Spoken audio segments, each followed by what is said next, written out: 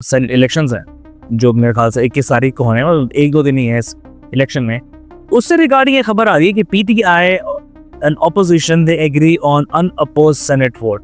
Unopposed senate vote का मतलब ये है कि पहले से ही मिल बांट हो चुकी है, पहले से ही डिसाइड कर दिया गया है कि केपीके की सेनेट असेंबली में पीटीआई की जो सीट्स होंगी वो होंगी 6 और जो अपोजिशन की सीट्स होंगी वो होंगी 5।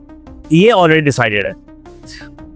फिर यहाँ पर सवाल ये आता है कि कहाँ गया वो सारा ड्रामा, कहाँ है वो सारा एहतजाज, जब आपने ऑपोजिशन के साथ बैठ के ही चीज़ें डिसाइड कर लेनी है, जब सही तरीके से वोट को उसकी वो जगह नहीं मिलनी, तो फिर फ़ायदा क्या इन सब चीज़ों का। और ये जो खबर है ये बेसिकली द इकोनॉमिस्ट के प्लेटफॉर्म और जितने भी बड़े प्लेटफॉर्म्स हैं, द न्यूज़ इंटरनेशनल के प्लेटफॉर्म से हमने ली है। एंड ये रिपोर्ट जो जिन साफ़ी ने की है उन्होंने ये भी मेंशन किया है इसके साथ साथ कि जो केपी असेंबली के अपोजिशन लीडर हैं डॉक्टर इबादुल्ला, उन्होंने इस पूरी डेवलपमेंट को कंफर्म किया। अब जो नॉमिनीज आएंगे, जितने भी आपको इस नॉमिनीज देखने को मिलेंगे, उसमें जो पीटीआई कैंडिडेट्स हैं जिनको अनअपोजिंगली इंक्लूड किया गया है वो है मुराद सईद साहब, फैसल जावेद, मिर्ज़ा अफरीदी वही हैं जिनके बारे में इमरान खान साहब ने कहा था कि इनको तो ख़ास तौर पर टिकट नहीं देना। लेकिन खान साहब की चलती कहाँ है, खान साहब को सुनता कौन है?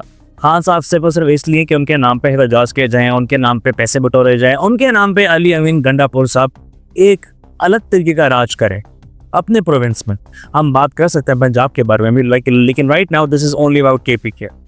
कैसे खान साहब के अपने ही सूबे को उन्हीं की पॉलिटिकल ऑटोनॉमी के हिसाब से डिस्ट्रॉय किया जा रहा है, this is the biggest thing है। उसके बाद जो आते हैं दैट इज नूरुल हक कादरी, आजम स्वाति एंड रुबीना नाज। ये पीटीआई के वो 6 कैंडिडेट्स हैं जो अनअपोजिटली सेनेट के इलेक्शंस के लिए नॉमिनेट हो चुके हैं और शायद सीटें भी यही ही जीतेंगे। 6 सीटें पीटीआई को मिल जाएंगी। और इसका जितना भी कहाँ तक इसकी जो ओरिजिनल डेवलपमेंट है और ये जो मीटिंग्स हुई हैं ये कहाँ तक जाके आगे बैठती हैं, इसका जो रिजल्ट है ये हमें वैसे सेनेट की इलेक्शन की तारीख को पता चली जाएगा कि क्या बन रहा है।